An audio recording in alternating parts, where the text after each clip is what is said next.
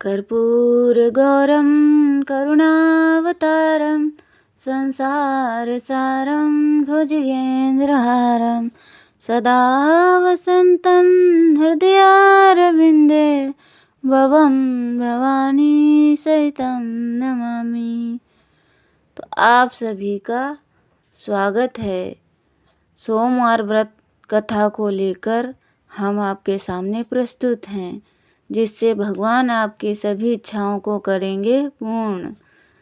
तो चलते हैं कथा की ओर। सोमवार के व्रत को लेकर मान्यता है कि इस व्रत को करने से भगवान शिव अपनी भक्ति की इच्छा जल्दी पूरी करते हैं। सोमवार का दिन भगवान शिव को समर्पित है, इसीलिए इस दिन भगवान शिव की पूजा और व्रत करने का महत्व है और ज़्यादा बढ़ जाता है।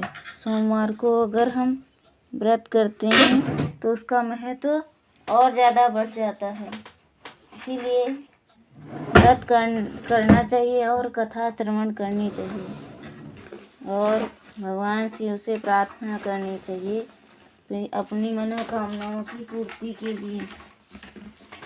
तो चलते हैं कथा की ओर। किसी नगर में एक साहूकार रहता था। वो देव महादेव बहुत ही भोले माने जाते हैं, इसीलिए उनका नाम भोलेनाथ है। पौराणिक मान्यताओं के अनुसार भगवान शंकर को प्रसन्न करने के लिए किसी खास विशेष पूजा की आवश्यकता नहीं होती है। कहा जाता है कि वो तो भोले हैं और भक्ति की मन से की गई क्षणिक मात्र प्रसन्न हो जाते हैं। अगर आप भी शिव की भक्ति और कृपा पाने के लिए सावन के सोमवार का व्रत करते हैं तो इस कथा से भोलेनाथ प्रसन्न हो सकते हैं।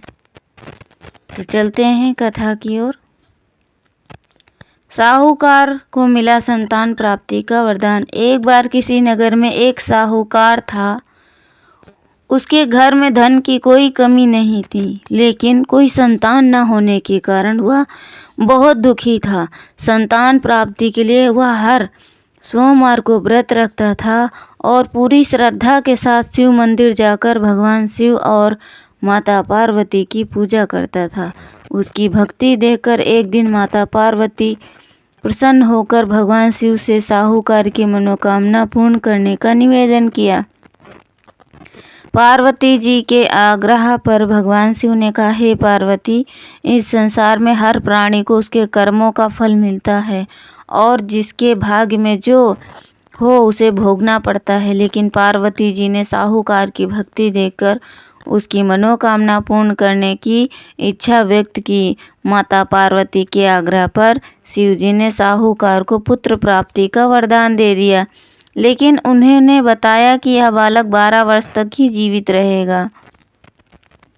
साहूकार के पुत्र का कुछ ऐसा हुआ विवाह। माता पार्वती और भगवान शिव की बातचीत को साहूकार सुन रहा था, इसीलिए उसे ना तो इस बात की खुशी थी और ना ही दुख। वह पहले की भांति शिव की पूजा करता रहा। कुछ समय के बाद साहूकार की पत्नी ने एक पुत्र को जन्म दिया। जब वह बालक 11 वर्ष का हुआ तो उसे पढ़ने के लिए काशी भेज दिया। साहूकार ने पुत्र के मामा को बुलाकर उसे बहुत सारा धन देते हुए कहा कि तुम इस बालक को काशी विद्या प्राप्ति के लिए ले जाओ। तुम लोग रास्ते में यज्ञ कराते जाना, ब्राह्मणों को भोजन दक्षिणा देते हुए जाना। दोनों मामा भांजे इसी तरह यज्ञ कराते हुए ब्राह्मणों को दान दक्षिणा देते हुए काशी नगरी निकल पड़े। इस दौरान रात को एक नगर पड़ा जहाँ नगर के राजा की कन्या का विवाह था, लेकिन जिस राजकुमार से उनका विवाह होने वाला था वह एक आंख से अंधा और काना भी था। राजकुमार के पिता ने अपने पुत्र के काना होने की बात को छुपाने के लिए सोचा, क्यों ना उसने साहूकार के पुत्र को दूल्हा बनाकर राजकुमारी से विवाह करा दूं। विवाह के बाद इनसे धन देकर उनको धन देकर विदा कर दूंगा। राजकुमारी को अपने नगर ले आऊँगा। लड़के को दूल्हे के वस्त्र पहनाकर राजकुमारी से विवाह करा दिया।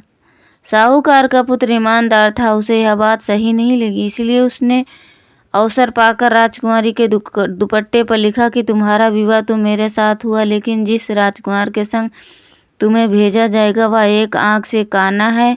मैं तो काशी पढ़ने जा रहा हूँ। जब राजकुमारी ने चुन्नी पर लिखी बातें पढ़ी तो उसने अपने माता पिता को यह बात बताई। राजा ने अपनी पुत्री को विदा नहीं किया, फिर बारात वापस चली गई।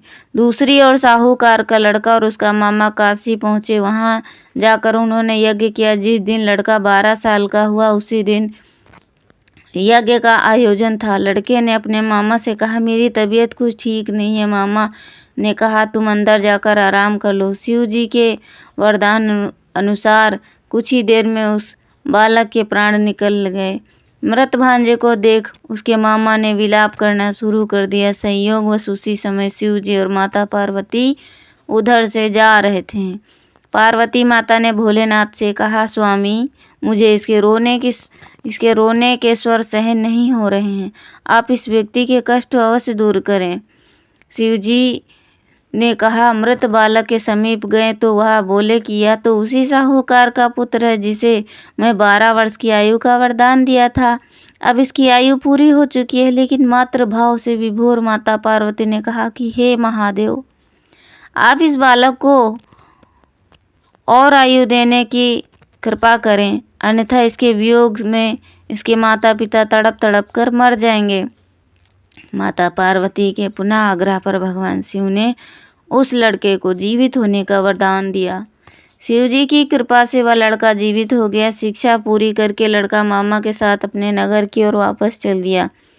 दोनों चलते हुए उसी नगर में पहुंचे जहां उनका विवाह हुआ था। उस नगर में भी उन्होंने यज्ञ का आयोजन किया। उस लड़के के ससुर ने उसे पहचान लिया और महल में ले जाकर उसकी खातिरदारी की, अपनी पुत्री को विदा किया। इधर साहूकार और उसकी पत्नी भूखे प्यासे रहकर बेटे की प्रतीक्षा कर रहे थे। उन्होंने प्रण कर रखा था कि यदि उन्हें अपने बेटे की मृत्यु का समाचार मिला तो वह प्राण त्याग देंगे, परंतु अपने बेटे के जीवित होने का समाचार पाकर वह बहुत प्रसन्न हुए। उसी रात भगवान शिव ने साहूकार के स्वप्न में आकर कहा, हे श्रेष्ठी, मैंने तेरे सोमवार के व्रत करने और कथा सुनने से प्रसन्न होकर तेरे पुत्र को लंबी आयु प्रदान की है। इसी प्रकार जो कोई सोमवार का व्रत करता है, कथा सुनता है, पढ़ता है, उसके सभी दुख दूर हो जाते हैं और सभी मनोकामनाएं पूर्ण हो जाती हैं।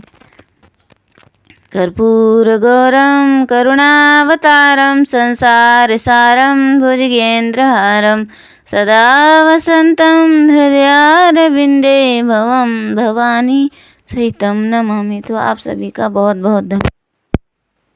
मैं आपसे अगली कथा में